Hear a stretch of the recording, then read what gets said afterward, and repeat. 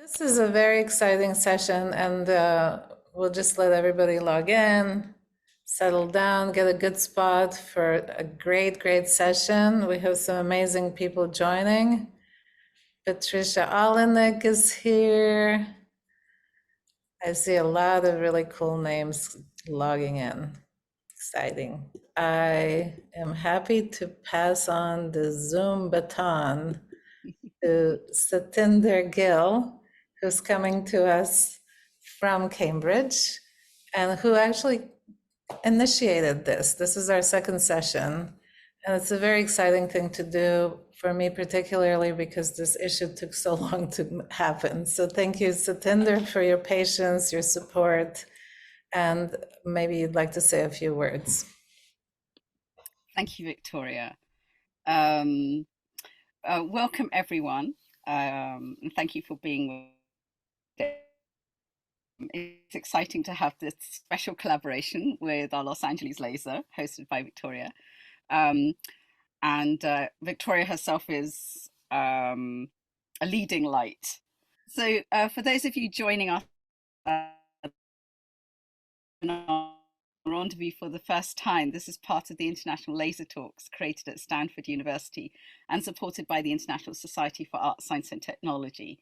So today's discussion is based on the AI and Society special issue on Decolonizing AI in Art by Victoria and Amir Baradaran that's brought together artists to grapple with questions of access, agency and equity in relation to AI, including encoding of bias and the digital marginalisation of various groups in society.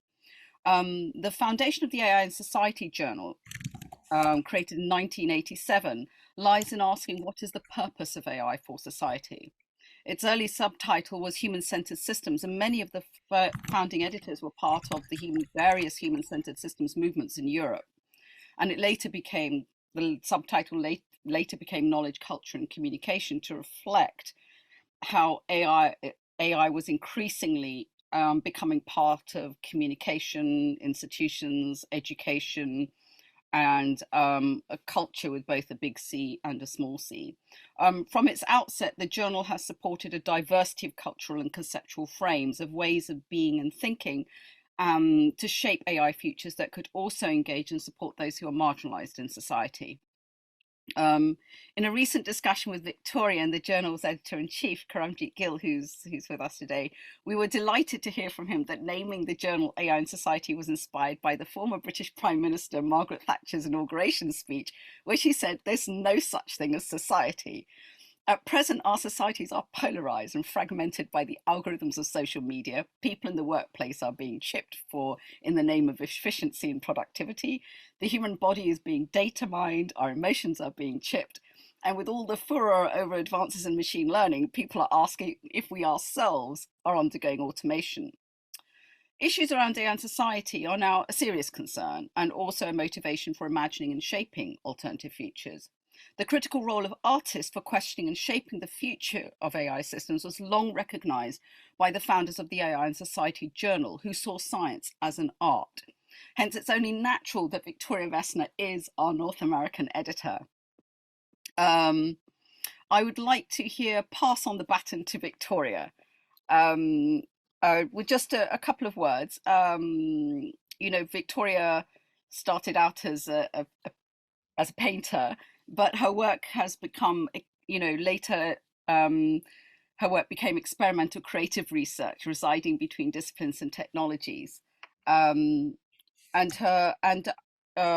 just want to say that her latest book, Towards a Non-Anthropocentric Ecology, is quite amazing, published by Lodz University Press in Poland.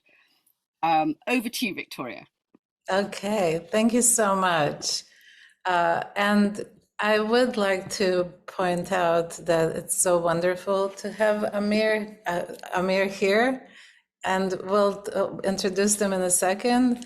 And especially saying big hello to Karamjit Gill, who had the vision to create this journal that was launched in 1986. When Thatcher said there is no such thing as society, that's pretty amazing.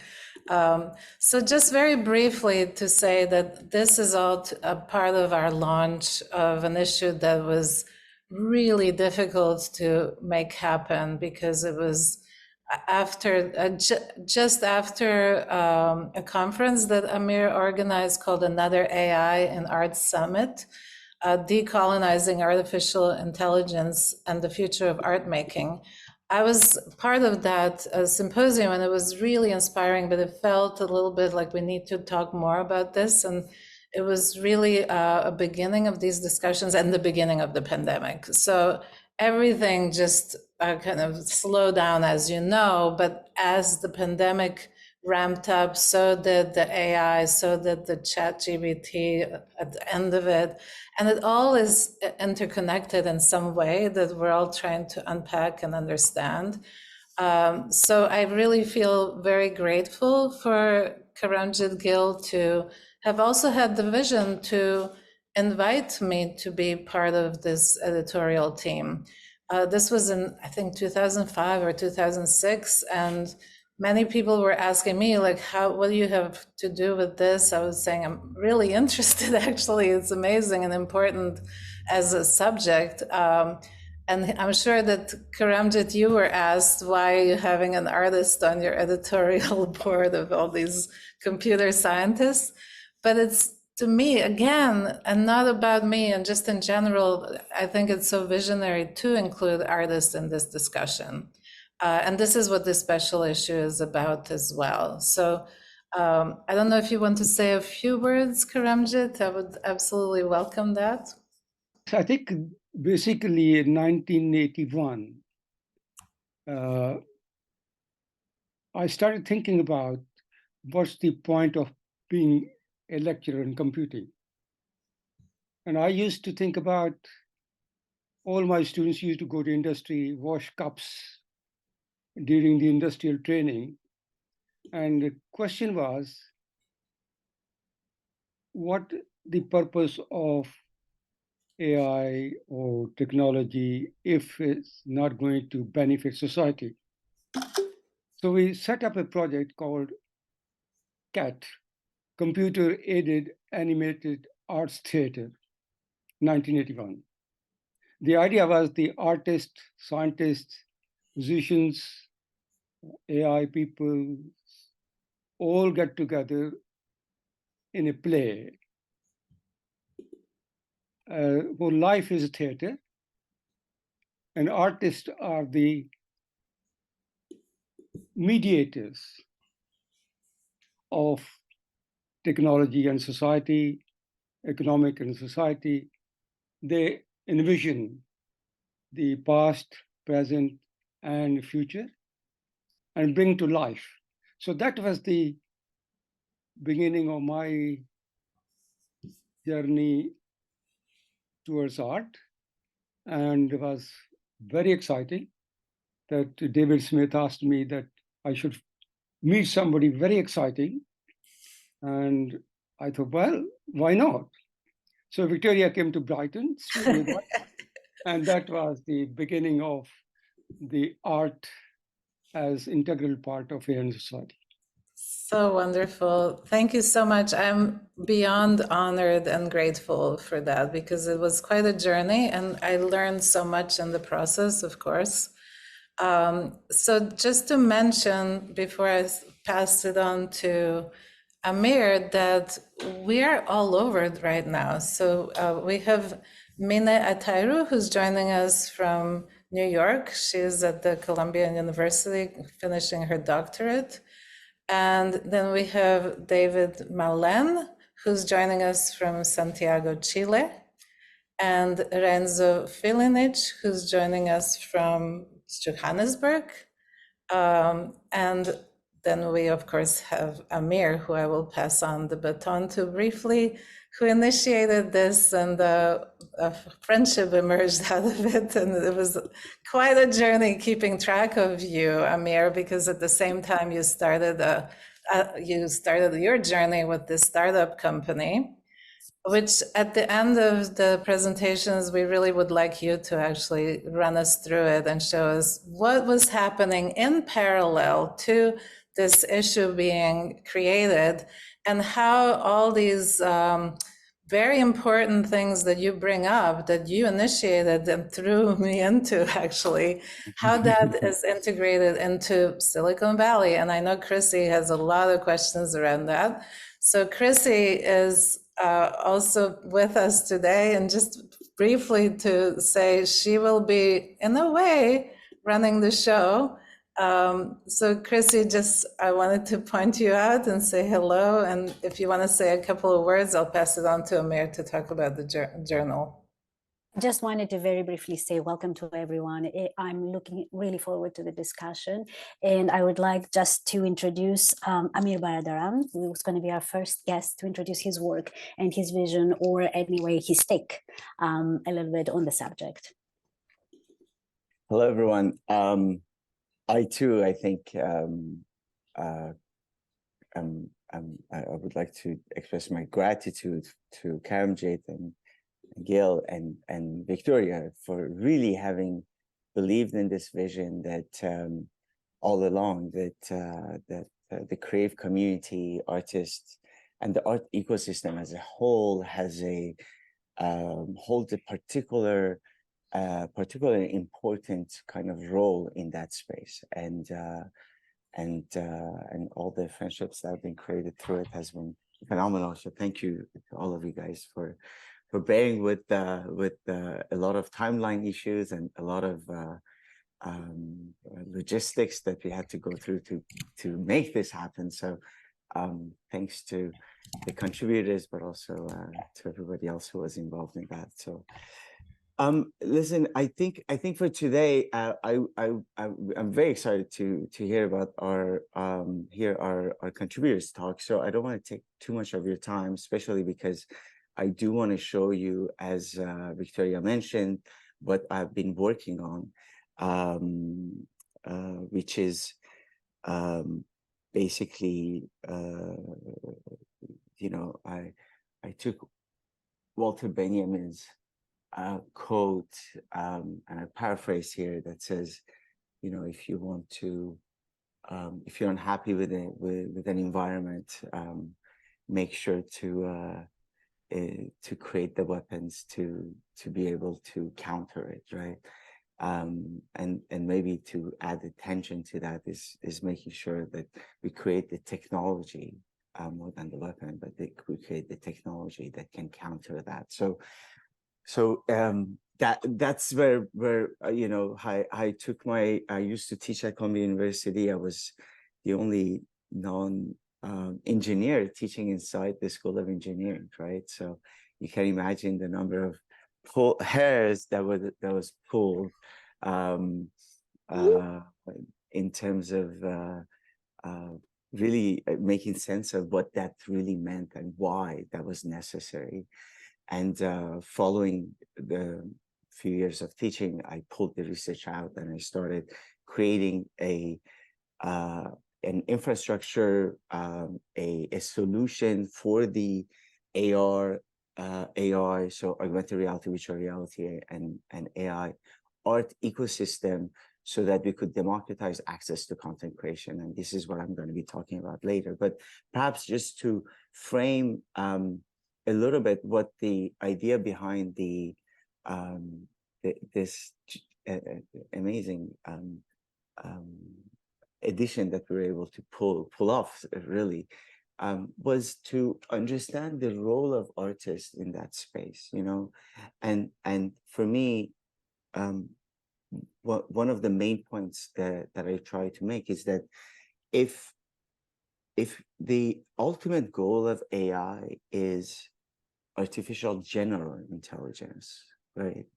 And if you've been following some of the things with ChatGPT, OpenAI, and some of the other things, we see that even though there is always a kind of an aversion towards moving towards that AGI, but nonetheless, chances are that a lot of these big tech are pursuing that, right? And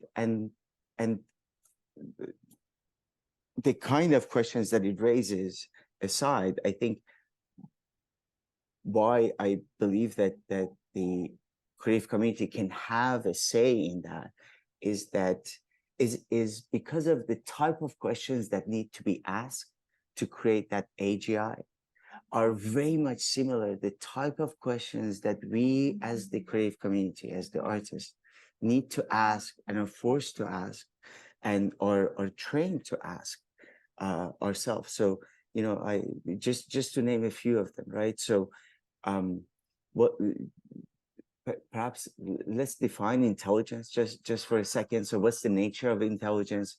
What constitutes its core components, right? And does it require to have self-awareness? Does it require to have self-reference, right? To be able to self-reference. What about logic? What about critical thinking, right? And more so in terms of art and art making, you know, what about the notion of creativity, right? Is intelligence defined through the capacity to generate original ideas? And what defines creativity itself, right? I think these series of questions then give kind of room to a whole range of other questions that then become important as we try to really infiltrate this AI ecosystem. And that's where I see a very kind of natural place for the art community to be part of that, those conversations, even though they may not necessarily be trained to as coders, as developers, as engineers, but nonetheless, the kind of questions that need to be kind of answered in that space, from the move from narrow AI all the way to AGI, is where I see artists having a major influence in there. But also the other point, which I always want to make, is that, you know, when creating a lot of the big tech, already when talking about AI or when talking about like overall technology, the role of design is an undeniable kind of question, right? Like how important, how significant the role of design is. And unfortunately, when it comes to conversations around AI that have to do with policy, that have to do with kind of philosophical understanding of it, and you know, a lot of the framing of AI really happens around policy right now, right? That's where the money is. That's where the lawmaking is. That's where the push is to frame, to understand, and to create solutions for really taming and framing what's about to come. In those spaces, surprisingly, unlike the corporate world, surprisingly, in those non-corporate world, artists are very much left outside of that those conversations. And I think there too, you know, if there is to be an interaction with AI in whatever way, form, or shape that it may be, designing that interaction becomes really key for me, right?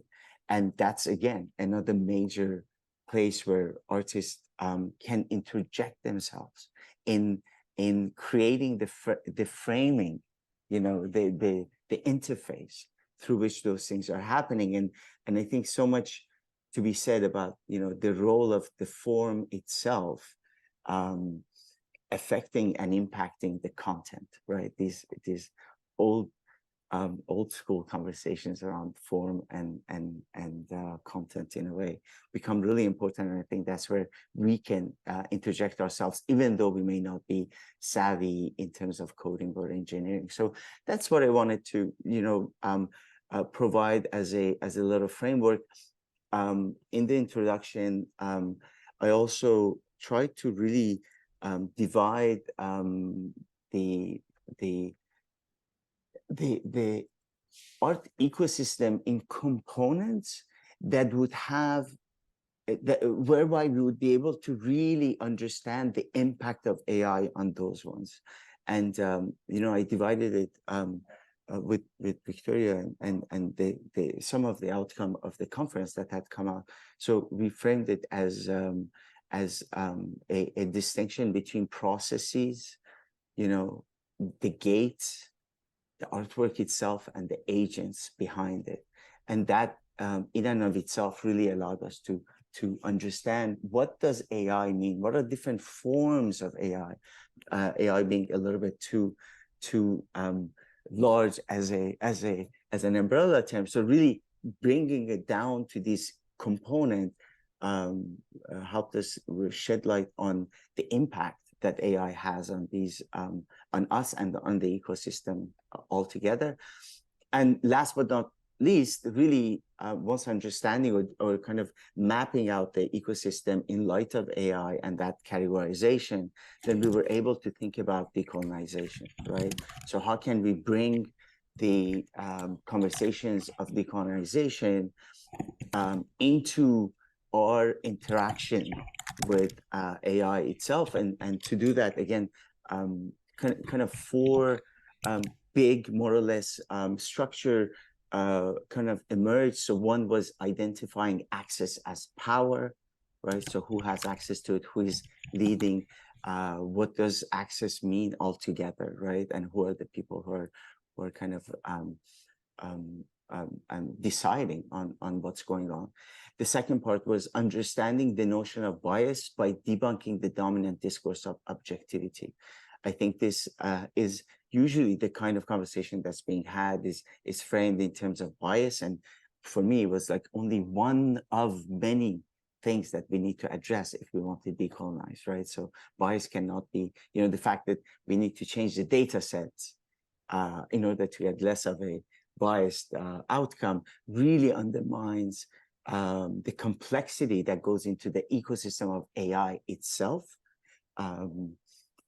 So it was important then to build onto that and add a third component, which is gauging the pervasive impact of AI on disenfranchised communities.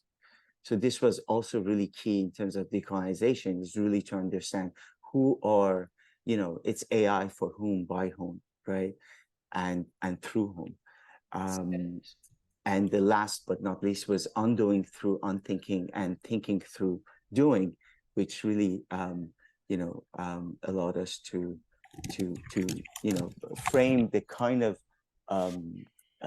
papers that we received into that. And last but not least really was about radical imagination in other cosmologies. I think the beauty of AI, and by extension AGI, is that it really helps us move away from anthropocentric understanding of intelligence, understanding of humanity as a whole, understanding of consciousness.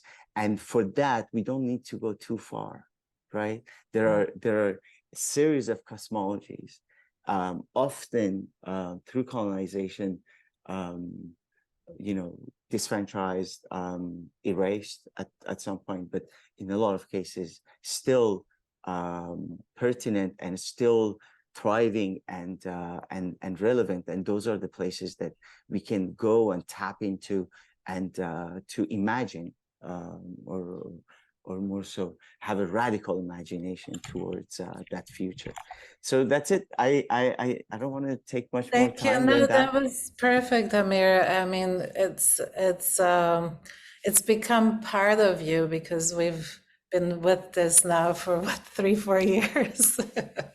It's amazing. I mean, we literally started this in 2019. But good things take time to grow, and this is definitely a good thing. Chrissy, I pass it on to you. I would like to actually thank Amir, because all of these very provocative, questions, actually thought-provocative questions, I think are in most of us, and I think that was like a very appropriate introduction to the rest of the discussion. So I would like to invite Renzo Filinich to present actually his work next. Very much, Chrissy, and thank you very much, Ms. Victoria and Amir, for this opportunity. I'm happy to share here with the other authors in this publication that I think is very important nowadays, especially in the field of the arts. I want to say to David for his helpful too, very conscious, helpful in the aspects of cybernetics in Latin America. He was very good hearing his knowledge about the history and technology in Latin America in cybernetics. So, well, our paper is more or less focusing in a word project that I made in my PhD thesis in that moment. That word is called Hatipana. That is a Quichua word that means continuous movement. That I'm taking as a cycle, as a kind of paradigm that involves recursivity. I want to bring in this paper with David how is the resection of the thinkings of Gilbert Simondon in Latin America, how we think in the individuation, technical individuation, or the technical mentality in here in our own context in Latin America, and the contribution of David in cybernetics, especially in the focus of cybersyn in Chile in the 70s in Salvador Allende's government, was very helpful in that sense for understanding how we can understand the individuation process of information in a Latin American context. I think David can tell us more, be more precise about that, because it's the part that he contributed. And the last part of this paper was more focusing in how we understand algorithms as an environment, how we understand algorithms as a kind of organisms that is in converse with the living organisms, that is being a kind of organology taken by Bernard Stiegler, thinking of general organology, how we understand environment or the notion of ambient, not as only biological or as only living organism, mostly ambient or environment as a co-constitution with technical technology or with algorithms nowadays. So in that sense, the context of the text or the context of the article was more focusing in individuation, how this individuation is a co-constitution in this organology that we live in nowadays, and how we understand that co-constitution is an aspect of creativity in the arts nowadays with algorithms or with artificial intelligence, in that sense. I don't know if you, David, wants to say something about David, we would love to hear from you, and just for the audience to know that I put a link in the chat for the abstract of the essay, Katipana, Cybernetics and Cosmotechnics in Latin American Ecosystems, Art Ecosystems. And we have, both of you are from Latin America, so it's so amazing to have you both present. But it's a little introduction about the main goal of the special number. Well, I want to say first, obviously. Can you make it full screen for us? Yeah, the sure. Presentation. Little presentation, but there we go. Maybe more interesting to see some pictures about. Well, first, I have to say thank you, and it's special to be here, special with Karamjit, because I was editor in a past number of the journal, and was a hard work, and even I told to Renzo if he want to be of this number, then after our talking in the last number when I work like editor, co-editor. Well, I want to say a little thing about the principal goal of this special number. The name is very interesting to me. AnotherAI.art, Decolonized Arts Ecosystem, and I try to think how to talk about this. First, thinking, for example, I am in South America. I am today in a context named Global South, and I found in the short but very interesting history of cybernetics in South America. Obviously, the main reference is the work between Rosenbluth and Wiener in Mexico in the 40s, where born the principal definitions. But I found another front in the 50s in Argentina, in the framework, in the teamwork of Manuel Sadowski, the mathematician Manuel Sadowski. He worked with one of them in this team, Hernán Campoamor. He wrote a little book in the ending of the 50s.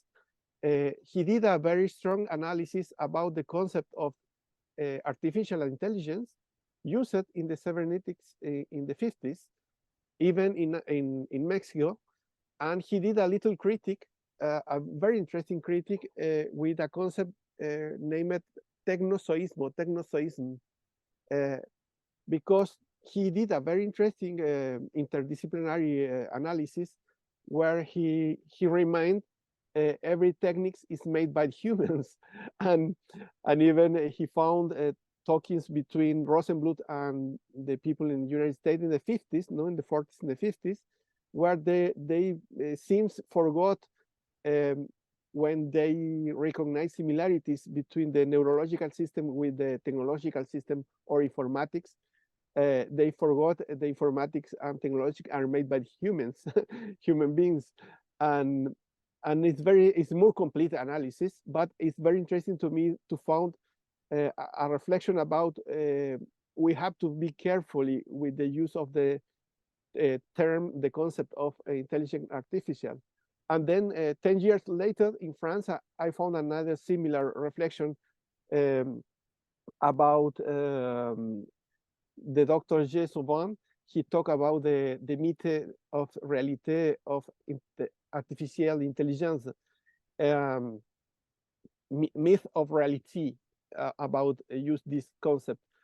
I think this is very important today because we usually forgot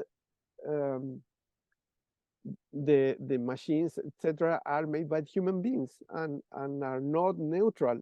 Everyone have different content, and was so much interesting to me to found this discussion in South America in the 50s because they were reading not only the North American cybernetics, they were so yeah. And at the same time, sorry, very short, I found with the concept of art we are using here, Lemanovich says the last years, we have to remember the concept of art used today came only from the 19th century. And at the same time, Albrecht Thiem says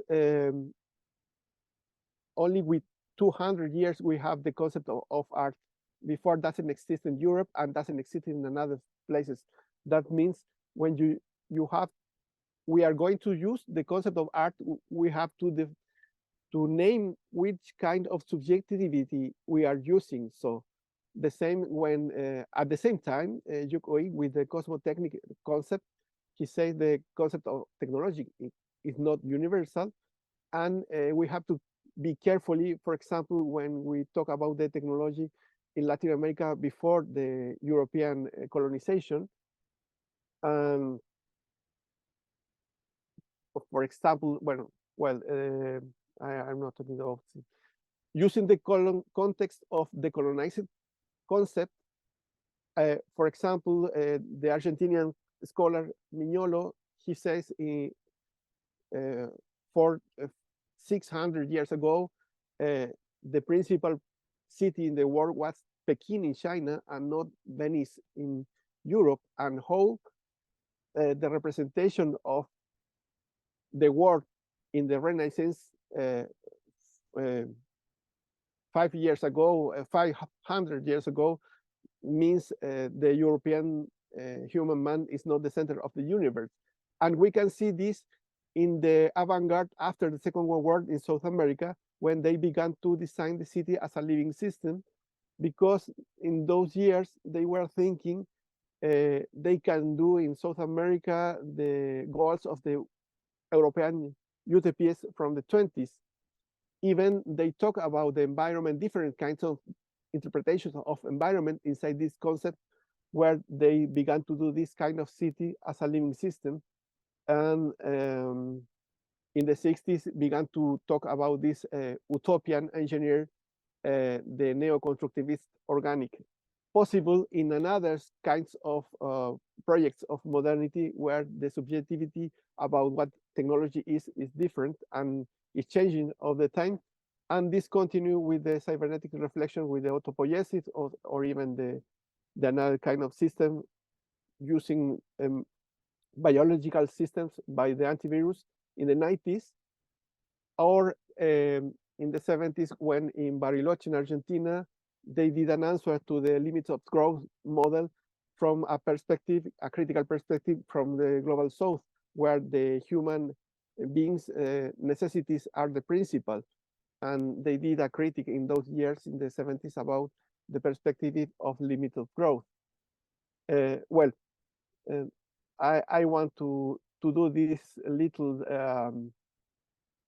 abstract about some problems about all these framework of concepts you are presenting. So thank you. Oh, that was really fascinating. Thank you so much. Can I close with an idea that Yes, David mentioned, please?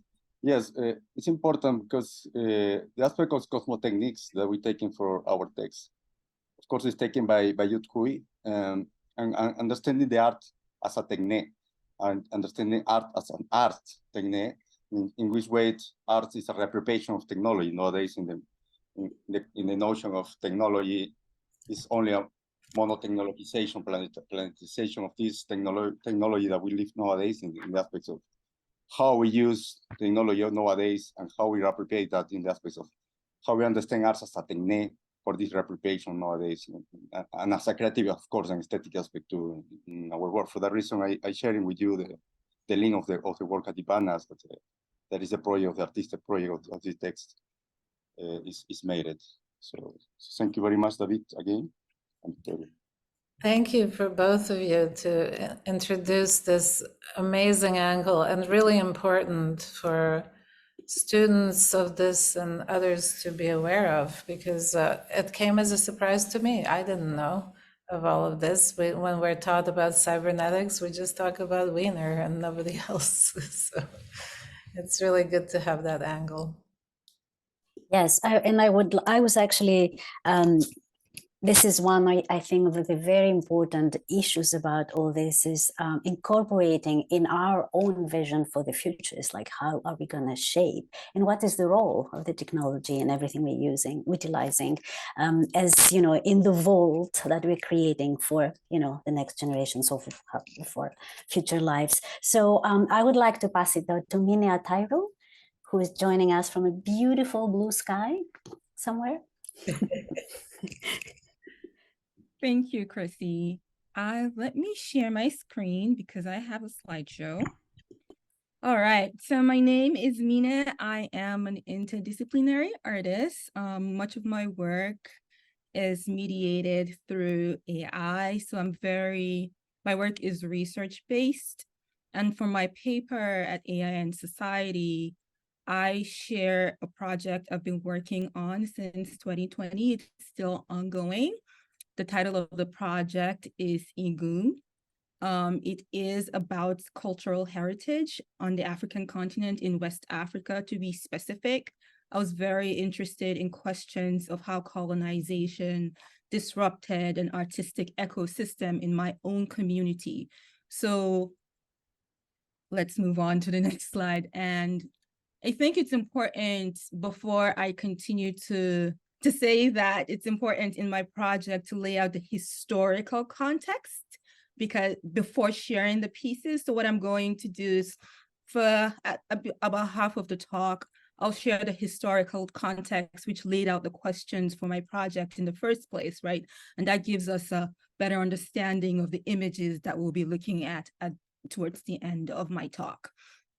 And moving on, because my work is research-based, a lot of my projects are always anchored in questions.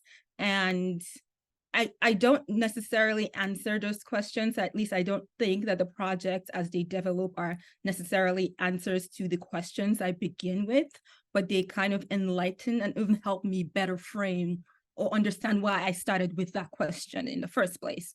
So for this project, I was very interested in how generative AI might assist me in specific as the researcher, as the artist, in reimagining an artistic recession in Benin Kingdom. And if you're unfamiliar with where Benin Kingdom is located on the map of the world, it's an ancient kingdom, existed up until the late 19th century on the West African coast. And if you don't know where West Africa is, it's in Africa, but Benin is in Nigeria. So Nigeria is on the West African coast and towards the Atlantic Sea. So I start with this image on the screen is an image of an object, and it's part of a larger collection of objects known as the Benin bronzes. And this project that I'm presenting and I shared with AI and Society is anchored in this collection of looted objects. And so the Benin bronzes, to begin with, were made by artists in Benin Kingdom. And it's important to understand how production at that time worked. If you were an artist in Benin Kingdom, you could not make artworks without permission from the king, particularly if you were making artworks using foreign materials. For example, bronze. Bronze was a foreign material in Benin. We would export it in small quantities from communities around the West African coast, and then later on in larger quantities through trade with the Portuguese. However, the king was the one who was in charge of these imports. So he would store them in his palace. And so in terms of obtaining material, as an artist, you would need access to the king's storage, and to get access to the king's storage, you need permission from the king. So he really monopolized the process of making, the logistics of making in Benin Kingdom, but it was also a very well-oiled system because the king then was the sole patron of the arts. He provided housing for the artists, and his houses were usually within his palace complex, and he provided for their families and so on and so forth. So they were thriving artists. They were not suffering in any way, right? They were not homeless artists.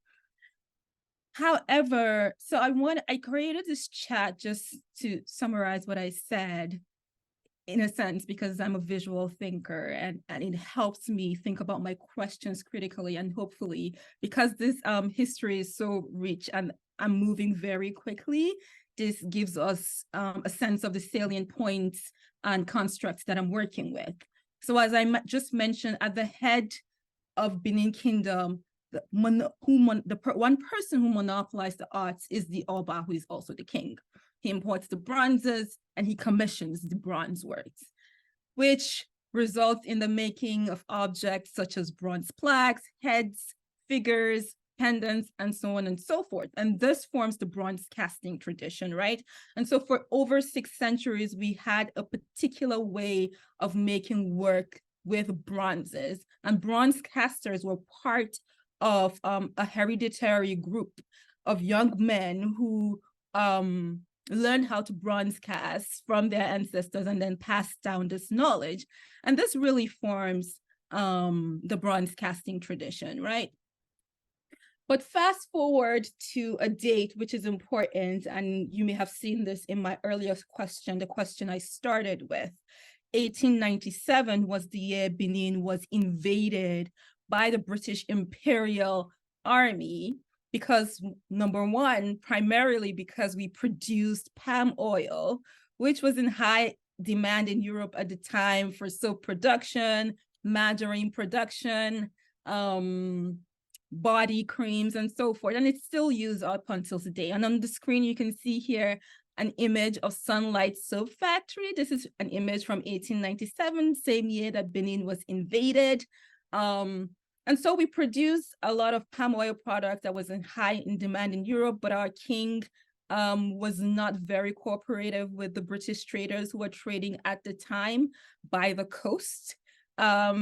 But it was also the colonial era. So regardless of whether the king was hospitable to traders or not, they would have colonized Benin. And so in 1897, the British Imperial Army invaded Benin.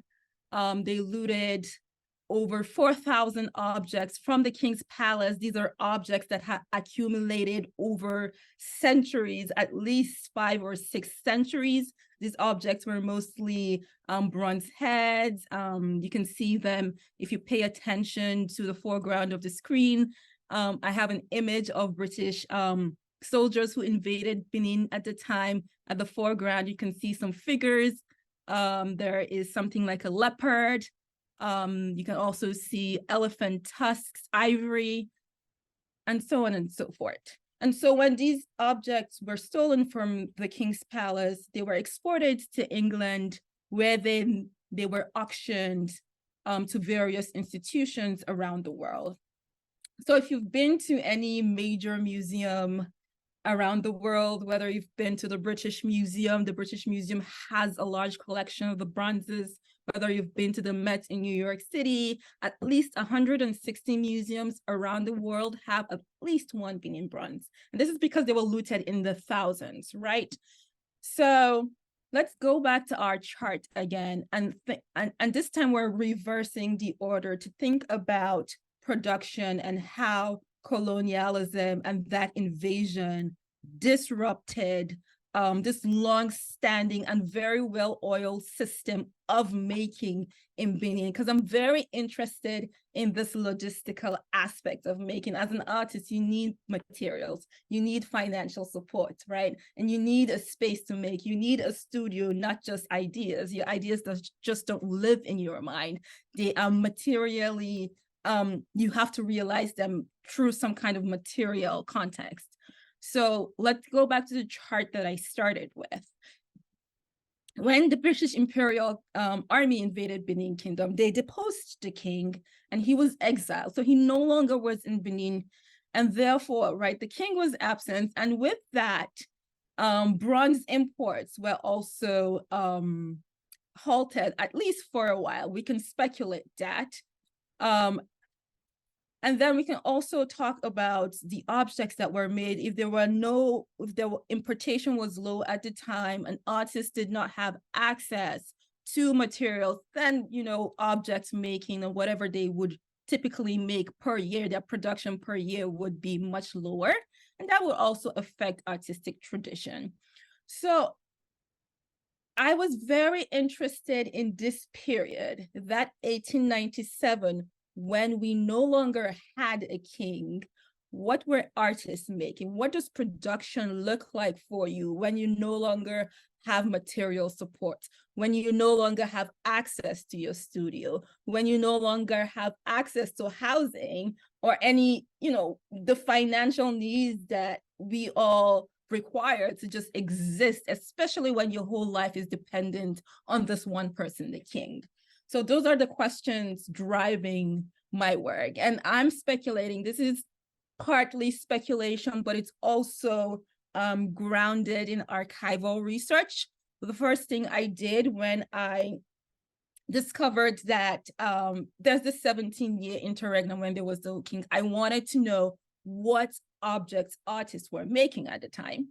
So my first stop was a lot of archives. I went through various archives and could not find any single object that was made between that 17-year period. So 1897 to 1914. There was very minimal to no art production. There is no visual or archival documentation to prove that, these are the objects that were made and this is what they look like. There are some references in various colonial dispatches and correspondence about artistic production at the time was thriving, but there are no visual documents of what these objects looked like. So the question driving my research, which is sort of AI guided, is, again, as I've mentioned so many times, what objects did artists create during that time? And then thinking about material and the way that material was monopolized by the king, what materials did artists use, right? If artists continued making at that time, for whatever reason, right? What are the possibilities? What would be the design? What would be, so let's just continue. I'm kind of like going around in circles. So I was very interested in these questions, but more interested in how generative AI might facilitate this imagining of the objects. So thinking about these objects as prototypes and not necessarily me saying these are these specific objects that were made. And so I started out with a model known as StyleGAN, which requires working with your own data set, and then training the model for a week to a month. But then I've also recently started working with text-to-image algorithms, but customized ones. So my data sets that I'm using, I specifically using objects that were stolen during that 1897 period. So the first thing I went was go to various museum websites to obtain my data sets, which I have on the screen here. It's just a sample to train the model to imagine, again, as I said, to imagine what they would look like. So I'm going to show us some examples of these imaginations, and think of this work as an exercise in imagination. There are prototypes of objects that could have existed. It's conceptual, right? But it also draws attention to this period, I think, which is important. It's a very understudied, underexplored period in Benin's art historical timeline. There's not much research about this 17-year artistic procession. So I'll start with my sample. On the left side of the screen is just a larger a Benin bronze that is like an original Benin bronze, one that was stolen in 1897. I was thinking about rematerializing these objects, right? So instead of using this rare material, for example, if you're an artist and you lived at that time and did not have access to bronze, you would have access to materials that were natural to your environment, right? And so in Benin, a lot of the soil in Benin is basically clay. So I was thinking about using clay. If you're an artist and you are using clay, what would they look like? So on the right side of the screen are some samples from my StyleGAN model. This is one of my early samples of my work. But then recently with text-to-image algorithms, I'm able to fine-tune a text-to-image model and then prompt it towards seeing something with a higher resolution. There's a little more detail than a StyleGAN, but it's also fine-tuned using this data set of looted objects that I obtained from various museums. And so on the screen is a sample from one of my recent text-to-image explorations. Here's another sample, another sample. These are more samples with the same text to image, but with this one in particular, I combined images generated using my StyleGAN as well as original. So I have like synthetic images and original or non-synthetic images in the training data set. Here's another example, another one. This is more of a close-up, a detailed image. And I'm just going to close with this image of my work, which is currently on view at the Shed, which is a contemporary art space in New York City. The sculpture at the center of this piece, particularly the head, was inspired by one of the AI-generated images from the work that I just described, and it's on view in New York City. This is my shameless plug. If you're in the city, it will be on view through the end of January. Thank you. I am so happy for that shameless plug because I happen to be in New York. I'll go check it out. I have a question to start with the last image. What was the red earth surrounding the sculpture? Oh, so that references the Benin earthworks, which is this massive earthworks encircling the whole city. It was also destroyed during the part of it was also destroyed during the 1897 invasion. But with colonialism came what we describe as development. So construction sites destroyed the earthworks. When they were building roads, they would have to destroy the earthworks. Now it's used as sanitary, so it's been destroyed by this remnant of modernization. Yeah, So I yeah. was very interested in rendering it within my work. Yes. Yeah. Thank you so much. Fascinating. And I will definitely check out that shed show. How fortunate that I'm here just for a few days. I think our last guest won't be able to make it, unfortunately, with us. But I would like to point out a little bit to his work, and also for all the Greeks among us. His name is George Zarkadakis, and he's a writer. And I just forwarded you his website. But since he's not there, we have to kind of. I would like to go back to Amir actually, and now I would like him to present a little bit more of his work. If he's, I think he's still with us. Yeah, of course, of course. I'm also, just sorry to interrupt, but I will post in the chat George's essay, which actually is very related and would have connected beautifully to Mina's talk, but I think he did give us a heads up that he has something with his son, and we agree that children are always first, so we'll forgive you, George, for not showing up. Next time, we'll do this again, I'm sure.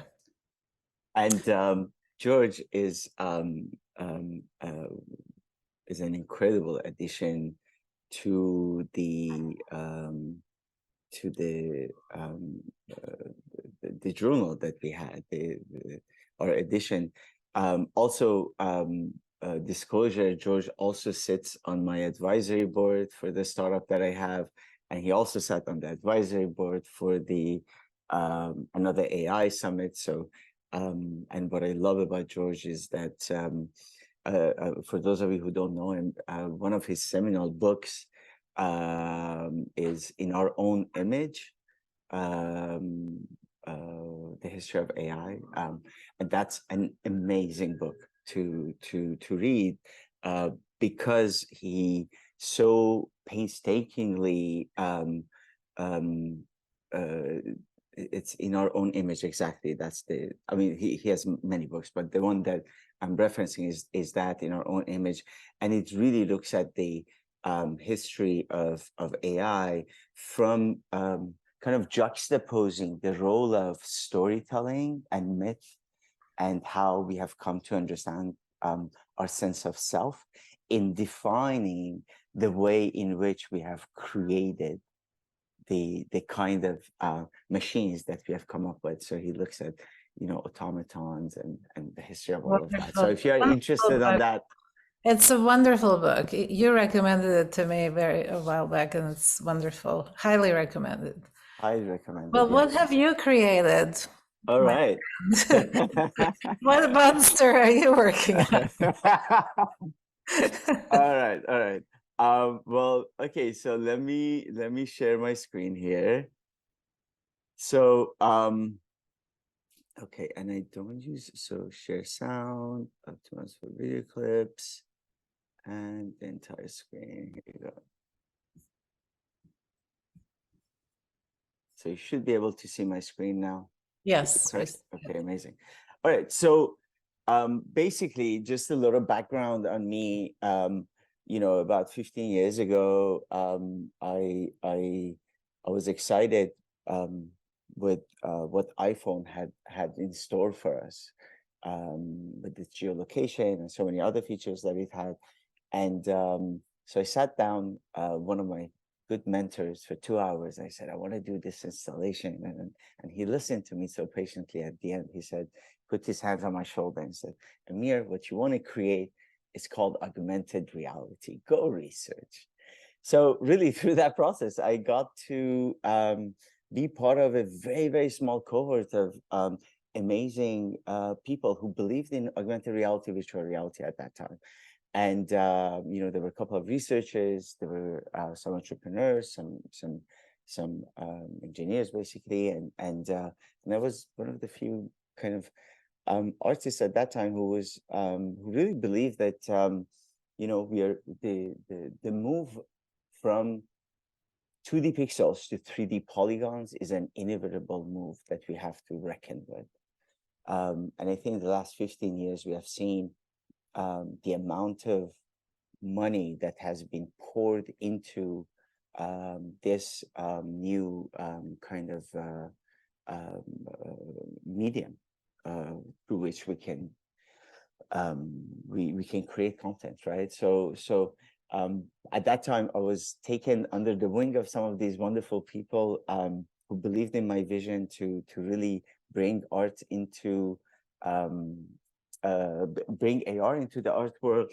And I worked as part of their R&D. The best AR company of the world of the time was called Metaio, German company, and they provided me with an army of engineers, basically, who very simply, it was probably back in the days worth like $1.5 million.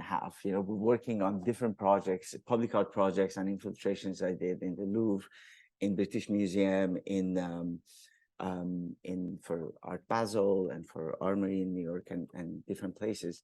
But what really happened is that 2017 almost, we had Apple, who was not at all part of any of the conferences we had on AR, and they realized that they were super late to the game. So they came and they, of course, acquired the best company, which was Metaio. So from day to night, I no longer had access to my team of engineers, right? And what really, it really dawned on me that I was so dependent on coders, because creating AR content, rendering objects in 3D live, as AR suggests or demands, is incredibly technical, incredibly time consuming. A good project can take 3 to 6 months minimum, can cost, if you want to code it within any of the top engines like Unity or Unreal, could cost with the engineering requirement that you have, over a few $100,000, if not way more, if you want it to be sophisticated. So I started teaching at Columbia, as I mentioned earlier, and with a couple of my grad students, we were able to crack some of the codes, and I was able to pull my research out of Columbia, which was a big negotiation, and started this startup. So what I want to do is quickly go through the process of creating, actually live with you guys, an AR project. How does that sound? Amazing. Okay, awesome. So I like to think about AR content creation a little bit like experimental theater. So what do you need in experimental theater? You need characters, you need them to be dressed in a particular way, you need them to talk to each other, to have a dialogue that they can share, you need them to be able to move throughout the scene, you need to control sound, lighting, some visual effects, some photo and video, right? This is the kind of contour or the framework for creating a piece like that. And of course, you need to break the fourth wall if it's experimental, meaning like the audience will be part of the scene. So how do you really, so if this is AR, and you have to code for every single part of that, how do you make sense of it? So what we have created is basically a two component environment. So the first is a library that allows you to manage all the assets that you need to bring into the scene. So you have characters, you have 3D models, animations, visual effects, sound, and etc. And here we allow you to either upload your own, which immediately you can upload, and you can set privacy for it or monetize it. So that's something you can do. You can also, for characters, for example, you can customize characters. Here, if there's a good solution in the market that exists, a good generative AI solution that exists, we bring it to you. So in this case, for example, Ready Player Me offers a good selection for character creation. So basically, you take your photo and you set, the character that you would like to have, and here you come in. Sorry, I didn't go through the process of it, but basically you get to choose all the components of the body, from basically what they wear to, you know, the face, to, you know, all shapes of the face, from eyebrows to everything else, to hair, to, you know, potential things that you may have, you know, and they're quite representative as well. I think it's a good selection that they have. Is one of the best solutions that exist out there. So what we do for you is that we give you access to this solution, which you don't need to think about interoperability or think about compatibility, where you would have to go on Ready Player Me, create an avatar, and then bring it to Unity, and then attach a potential animation to that. We streamline this whole process for you. The other thing that we do for you, for those of you who are a little bit savvy in terms of animation, you know that character animation is a very difficult task. It's one of the most time-consuming and expensive part of the any kind of AR, VR, or video game altogether, because you need to bake the so hard code in a way the animation, which is the spatial movement of a skeleton that moves in space in relation to joints that they have, where joints being places where you can have rotations and movement, 24 frames per second in relation to how all the joints move in time with one another.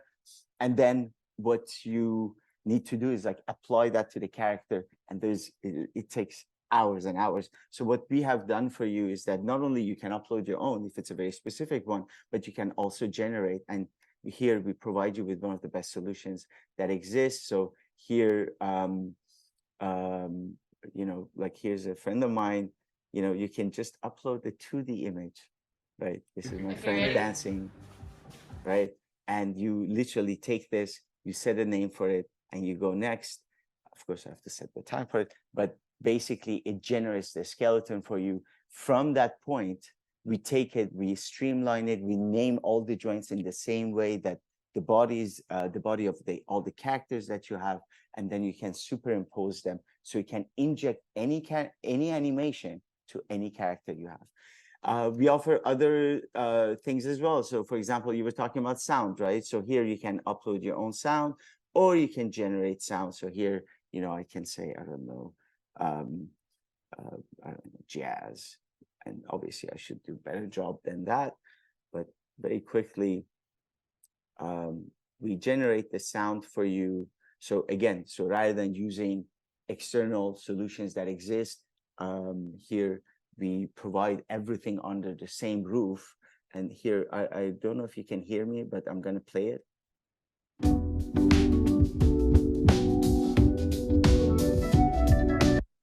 Right, and then you can add this again to your library and move with it. So and you can do the same thing with images, right? So you can generate images, and here, you know, I don't know, blue cat in a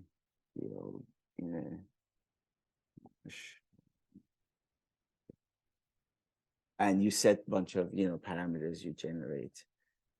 So these are all assets that you need, right? So you basically either import your own assets or you set it up. I want to, let's see what it gives us. Obviously, it's the beginning of our training. So, oh, here you go. So you have two options like this. You can have more options. You can review and regenerate. You can use the seeds and so on and so forth. And that which you just created, basically. So you add it. You know, I don't know, this is actually a cute one, so I'll just add this to my library.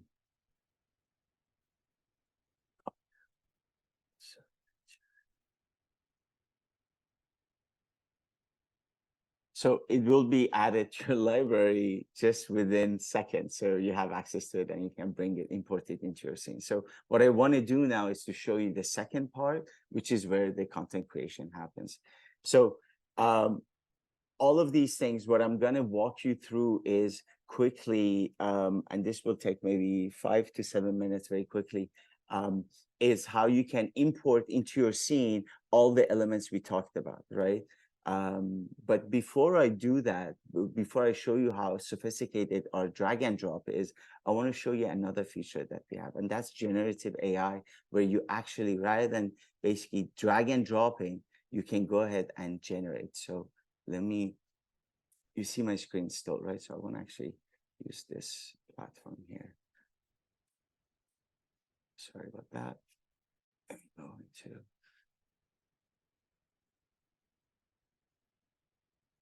Dun, dun.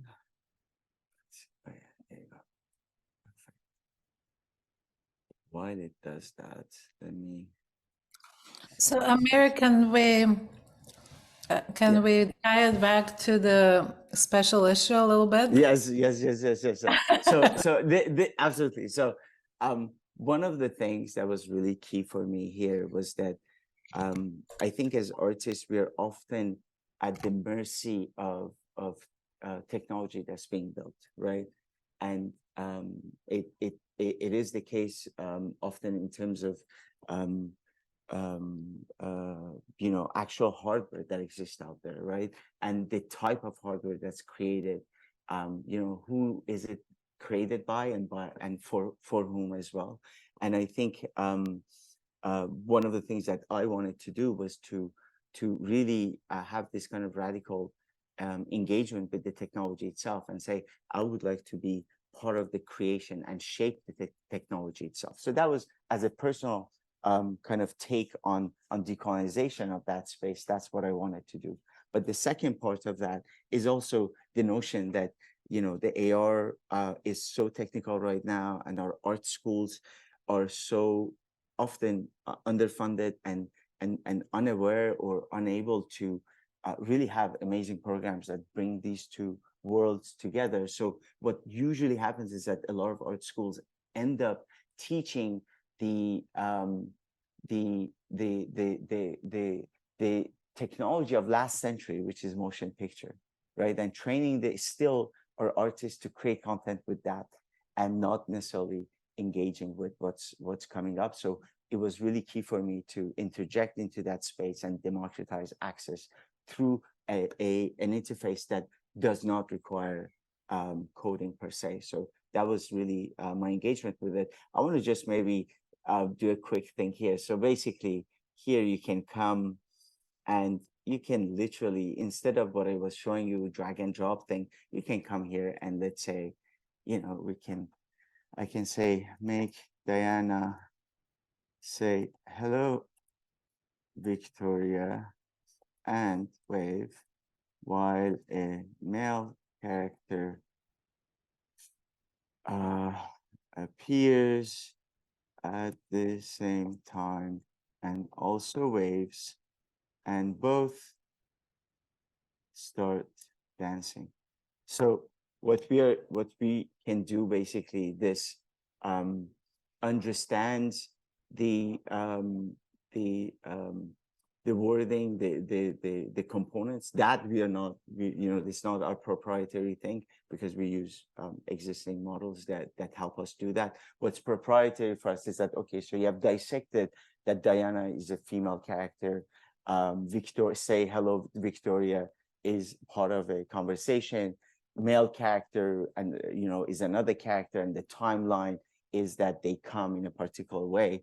And bringing all of these things together into a space, this is what this is about to generate. So while it's doing that, I think the other part, which is really key, is that we have created, you know, so you can not only generate it on your scene, some of which, you know, creating a scene takes 2 hours to code.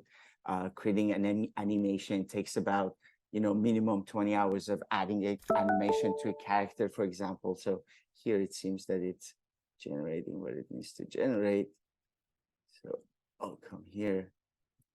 And we have also added a timeline. So look at here, what's basically, and we have a thing here. So if I come here on my thing, and let's create the, sorry, that character was a little bit too big here. So I can scale the character in the way I want. So here you have the two characters. What it did, look at this on timeline, it understood what Hello Victoria is, understood that it needed to wave, understood the other character, its position, and both of them dancing. So let's go ahead and play this.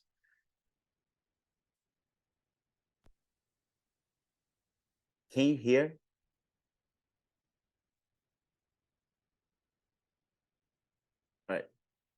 very quickly, Wow. I'll stop doing that, but I'm gonna stop geeking out here. But the idea is like what we just created would have probably taken 2 weeks of coding, and now we can create. And the goal of this, and this is perhaps building it to the issue that we have, is that learning to code has been one of the main pushes that the industry has been enforcing upon us by saying you need to be able to code, and there are tons of programs that fund you for coding and that you have. But the truth is that coding, like many other very kind of not rudimentary but very kind of technical things, will be replaced, right? And AI itself will be doing some of that job. So the goal for artists is really to understand not necessarily how to code, but how the coding works and what is the translation that's required to move from creating and I didn't publish this project, but because if you publish it, you can live this and so much more that can come into it. All the elements that I told you, you can have it in the palm of your hand playing for you. You can have it in your living room. So full on AR. So the question is, how do we understand these new technologies and how we engage with them? So the same way from like a playwright for theater, we learned how to translate that into screenplay for a movie as a new technology, right? How do we then move forward with that? And how do we train our brains to translate what we have come to understand as a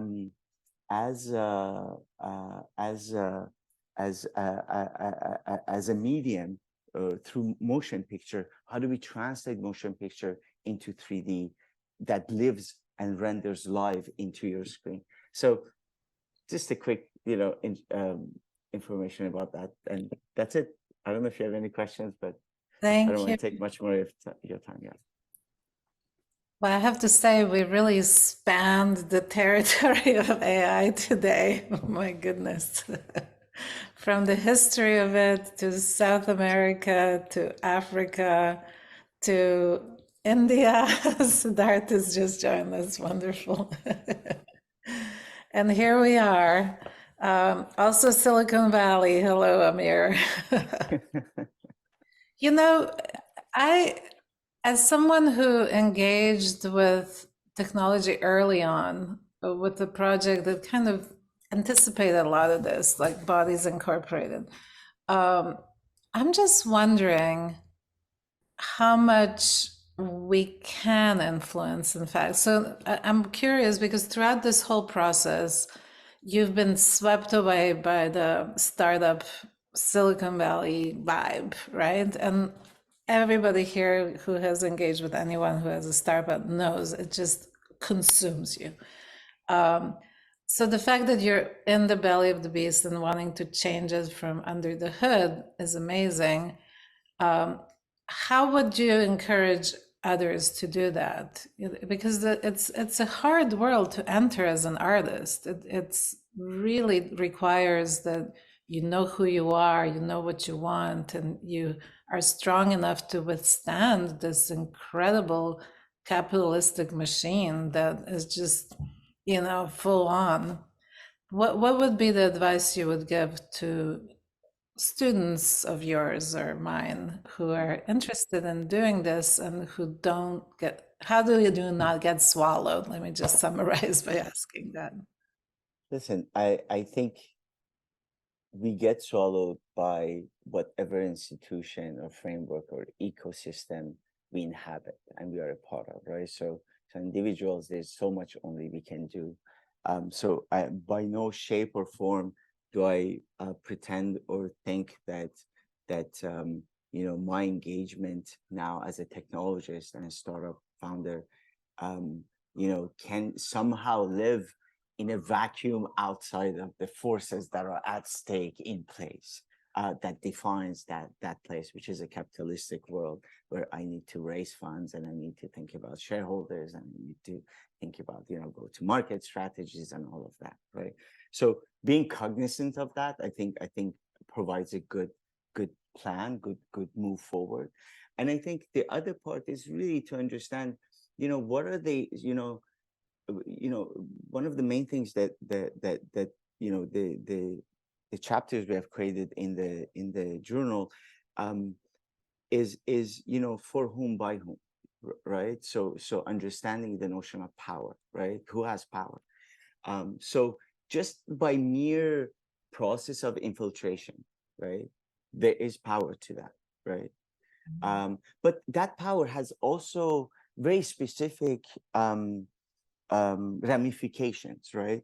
So for example, my hiring of the many engineers and designers and product people that we have will be informed and has been informed by a culture of company that's based on, you know, my decades of work in terms of equity and inclusion, right? So how do you hire becomes, you know, a component of that, and the impact you can have in that space is really key. You know, more than 60% of our lead people in our team are women, you know, and that's you know, something I take pride in. And but that requires a different type of engagement with hiring as a whole, right? And that becomes really key. The other things is also, you know, I didn't walk you through all of the things, but you know, nomenclature becomes important, because if this is what I'm creating is a software that's going to be used a little bit, you know, what we are doing basically by creating the infrastructure is really becoming like the Wix or Squarespace of the art world, of the AR world, right? Like that allows people to do whatever they need to do without coding.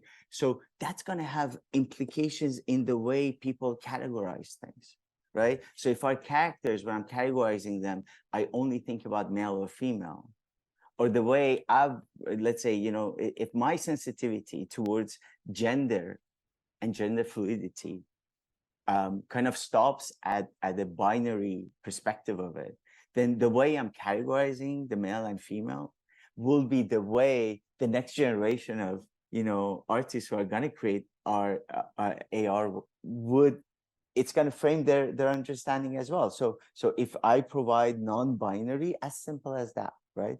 Or, you know, I didn't show you guys like text to speech, right? So you can type and it says it for you. So in that case, you know, we are pulling, but it has limitations, right? So there are things we can enforce, but for text to speech, we are not reinventing the wheel, right? We are not, you know, if there is a good solution and Google offers like an amazing solution, we stick with that. But Google doesn't give non-binary voices. But what we do is in our categorization, we put male, female, and then we put non-binary, but we say it's not there yet, right? Just so alluding to that potential space, and that these are elements where I think you can create slowly but surely some changes in that space. So I don't know if I answered your question, but You did. Chrissy has a question too.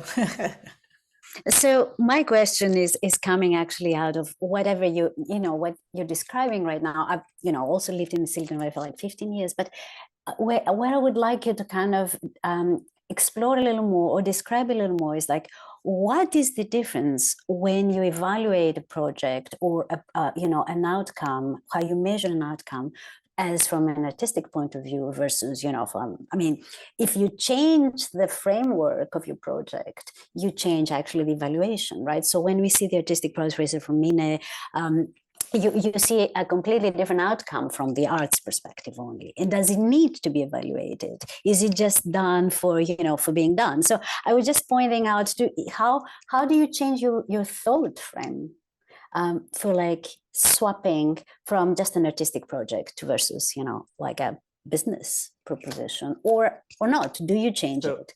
Yeah, so listen, I mean, that's a really relevant question. Next week I'm going to Art Basel, right? For those of you who are familiar, one of the art, you know, major art fairs in the world. The art community and the art ecosystem has in and of itself its gatekeepers, much of which are influenced by the capitalistic world we live in, right? So the type of art that gets to be promoted, right? The type of artists that get to be promoted, right? still remains within that framework of capitalism. So to think that there is some kind of a distinction between, doing art, within the art world or outside of the art world, there are distinctions, obviously, but what I'm more interested in is to shed light on the similarities and the power dynamics that mediate, mitigate, and frame both practices in that space, and be cognizant of that. So that for me becomes really key. And every industry has its own hierarchy, has its own, way of moving forward, and it's tough. It's tough.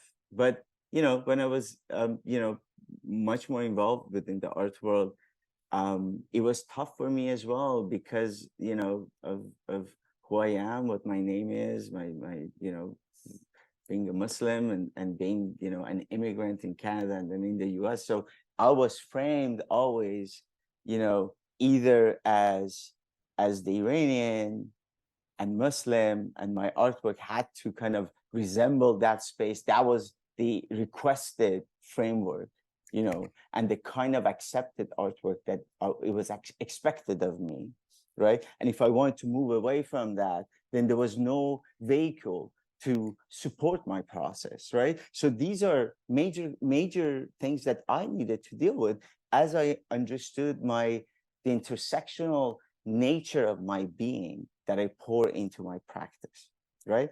And I give you another example of that. Also, I had a very, very tough time with the art world because I was bringing in a new technology.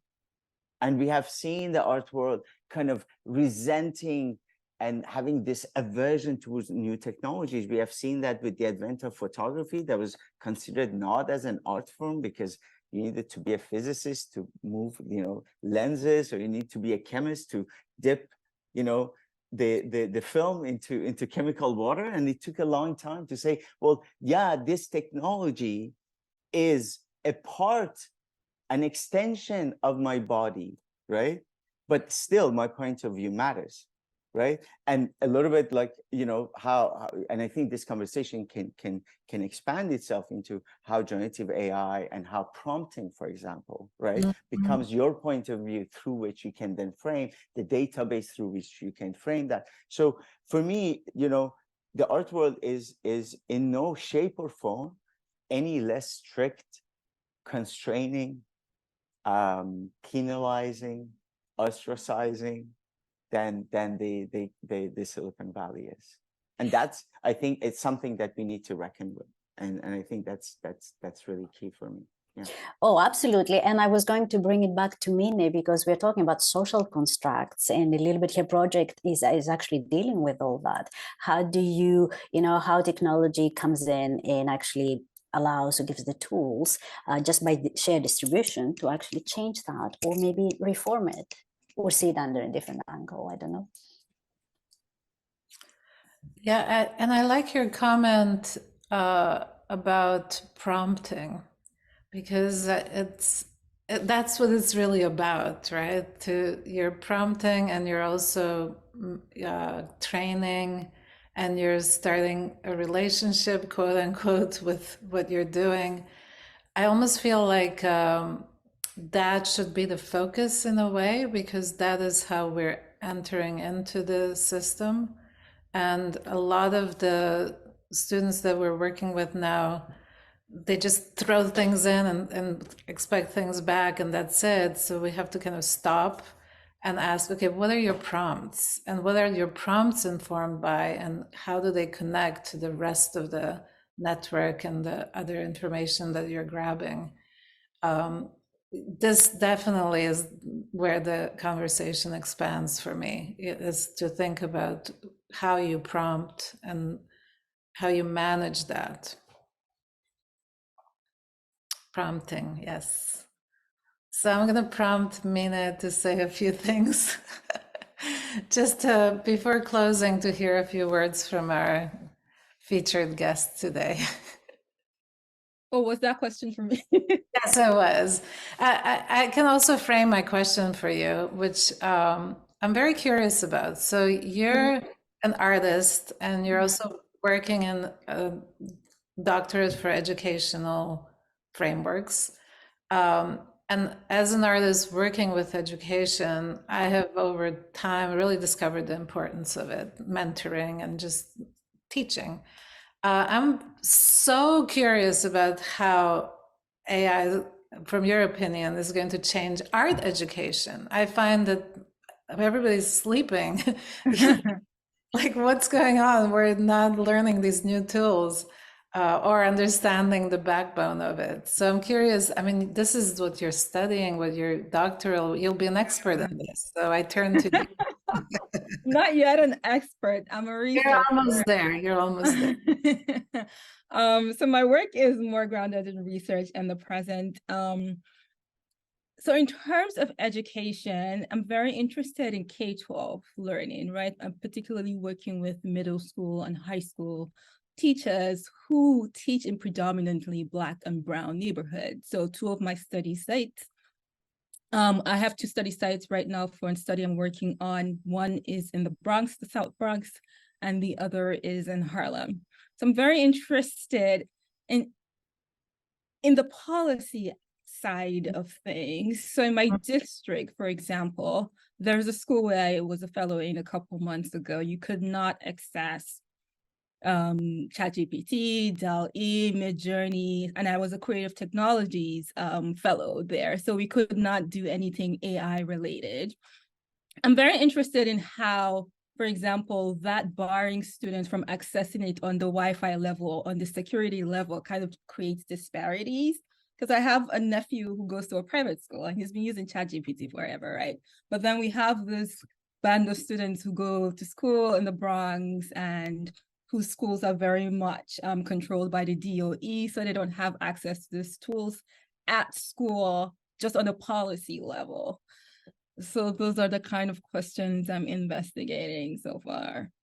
Those are big questions, and it's not just Wi-Fi, because Yuting, who's a former student, she's now interning at HarvestWorks, works a lot with AI, and I asked her to give a kind of an overview to other students and teams, and we immediately ran into a problem where, you know, your free trial is over, it's going to cost you this much by the week. Right. And this is a question for Amir as well. It really messed up the workshop in some ways. Like it didn't just flow. Like we can't just test this and we can't just download and use it. Even the very beginning bits that was downloaded was so limited. So Amir, I throw that ball at you. I'm sorry, but you're in the belly of the beast. How are you going to solve this problem? Can you frame the question a little bit more? So to frame it, we're doing a workshop. Yuting, who's a recent alumni at Design Media Arts, really into AI. And she said, oh, just download Midjourney and Runway and da-da-da, and we're going to kind of do a little overview. And then we just hit one stone wall after another of your free trial is over, or, you know, some people could get in, some people couldn't. You had to, some don't even give you a choice to pay for a month. You have to pay for a year. I mean, it's immediately grabbing you into an economy that, for instance, a kid in South Bronx could never even, you know, commit to or even have a credit card to do. Yeah, absolutely. I mean, interoperability is a major component of these new technologies that are coming into place. And I think the monopolization of our technologies over the last few decades is doing a lot of harm to us, you know.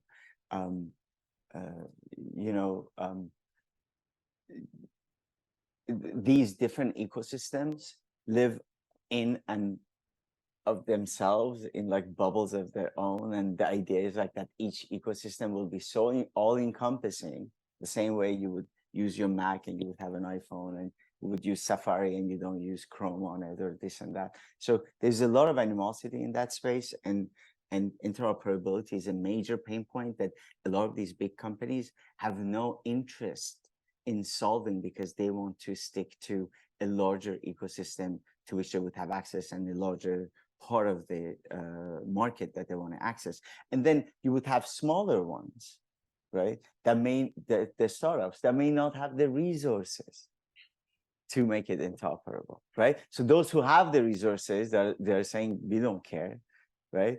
It's not about the end users, ultimate, ease of use. It's about ease of use within my terms as a big tech.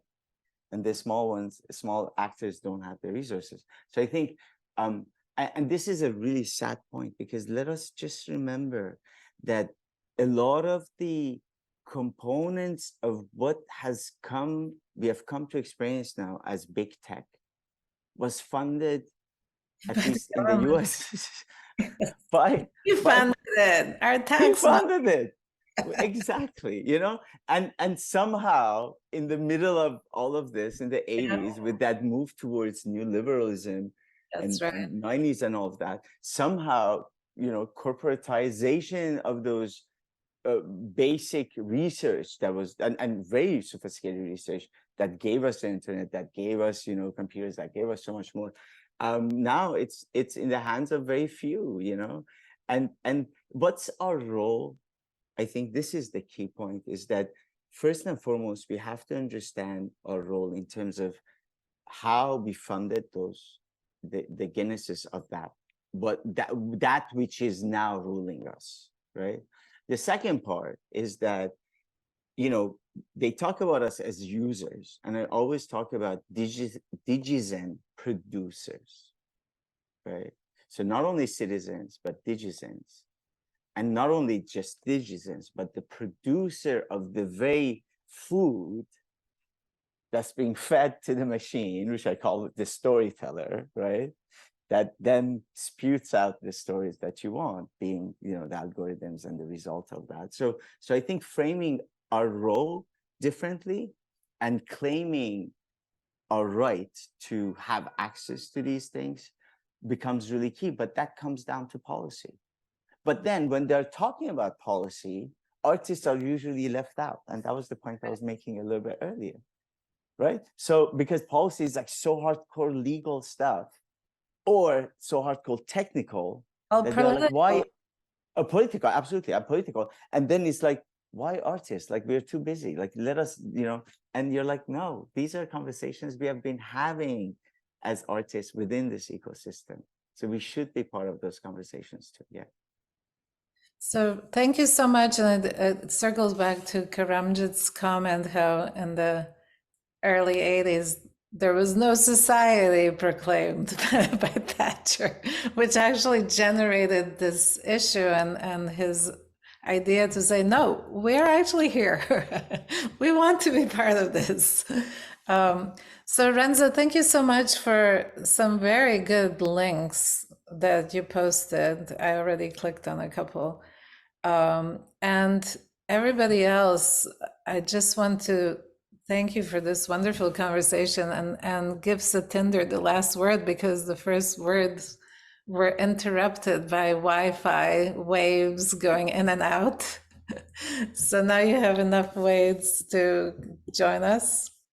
And Richard Ross just joined us. He's all about policy. Go ahead, Satinder.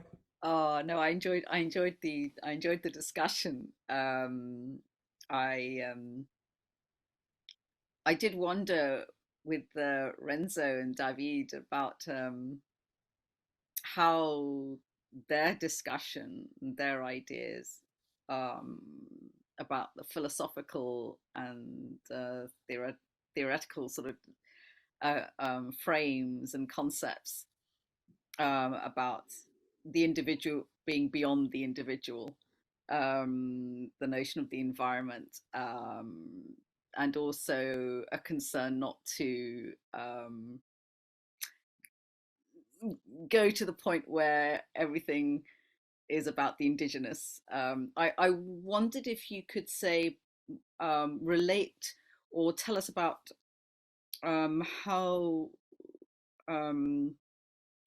this sort of impacts on the ways in which we're doing art now, and the issues that you see at present within the South American context. I just wanted to hear a little bit more about that.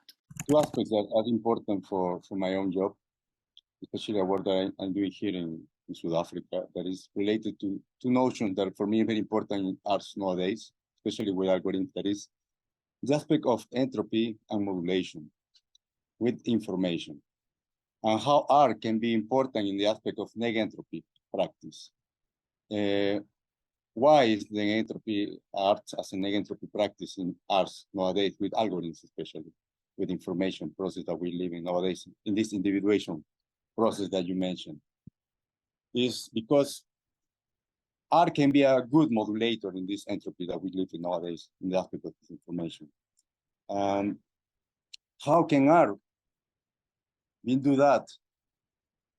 Well, there is the part when the indigenous way of thinking can collaborate in the aspects of negentropy ways of knowing, because the rational aspects that we can understand is not always the only one way. A plus B equals C. So if we understand other logical ways of knowing that is inside of indigenous practice, the other kind of technologies or other kind of epistemologies inside of this practice of negentropy, this art of knowing, that are very important, can be this appropriation in the aspect of cosmotechnics or technodiversity that is based by youthhood. As I think in my own work.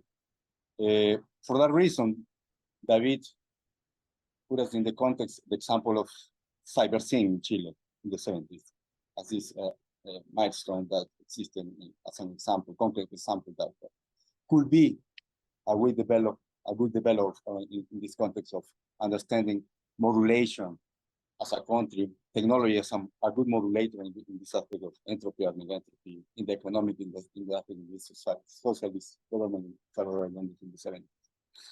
I don't. This is for my own part how I understand your question. I don't know if David wants to develop some ideas. No, thank you, Renzo. Yes, art as a moderator, and I thank you very much. Obviously, there's a lot more to say, but that's wonderful. Thank you. I enjoyed the whole discussion. I think that I think at this point I would just like to say thanks to everyone. And I think we can just wrap it up here. So yes, no, thank you. May I just say one little word? Yes. So we are offering artist residencies with our soft launch that's happening. So if you're interested to be part of that, you want to play with what we have, whether to influence what we're doing in terms of UI or just simply use it for creating projects that you're interested in. A little shameless promotion here. Please feel free to reach out to me. We like shameless promotions, right? People like Mina with her show in the shed, and you with your new AR. And what, David, Renzo, do you have something we can shamelessly promote for you too? Because we really love your work and we want to support it and encourage others. So any last words from anybody, please chime in. And as you can see, these discussions can just keep going, and hopefully next time we can meet up in person and have a drink and hang out and really go for it. So if there's no comments, I may give Karamjit the last word. Wait, you're on mute, Karamjit. So let's get you off mute first. There you go. I think what I learned from the discussion was the engagement. And I think Amir went further as a designer, as a creative, and engagement. And I think didn't follow too much of the Latin American, but I think the idea of the transfer of technology from Europe to Latin America and contextualizing within the Latin American context And that brings back me the idea of contextualizing, which Victoria has promoted. So what I was interested was, how do you actually use these exemplars to engage students worldwide? Because one of the issues which AI society has been is fundamentally to engage the young researchers and mentored by the experienced researchers. And I see this value of the art and is as a medium to engage other scientists, which Victoria is already doing, but using that example to go further and create a network. Yes, exactly. And that's what we can support through society by publications, but I think it's in the hands of the artist and the people who are engaged in art and science to go a little bit further. Thank you for empowering us. Truly, Karamjit, thank you. Without you and your team, this would not have been made possible. And again, maybe on the last note, sorry for all the time it took for us, and particularly for me, to be able to put it together. Thank you for your patience, but I'm so happy it all came through, and truly, it's magnificent to be able to have that space that that was provided to us. So thank you for that. Thank you. All right, everybody, we'll call it a day, a night here. And here's to creating planetary networks. Thank you. So, Amir, I already have somebody who wants to be a resident with your AR. Yeah, please. I just shared my email, so feel free to contact me directly. Yes. These are exciting times, you know, like so much to be done and so much to be learned and so much to be undone and unlearned at the same time. Yes, exactly, exactly. Thank you, everybody. This was really inspiring and wonderful. And like I said, it could have kept going because there's so much to unpack. So let's see if session 3 happens, right, Satinder? All right, thank you, Satinder. Thank you, Chrissy, Amir, Karamjit, of course, and David and Renzo. I'm so glad you showed up together. And Mariam, thank you. And Ivana in the background. Yuting was somewhere too. She's excited about this. So everybody have a good one. Bye.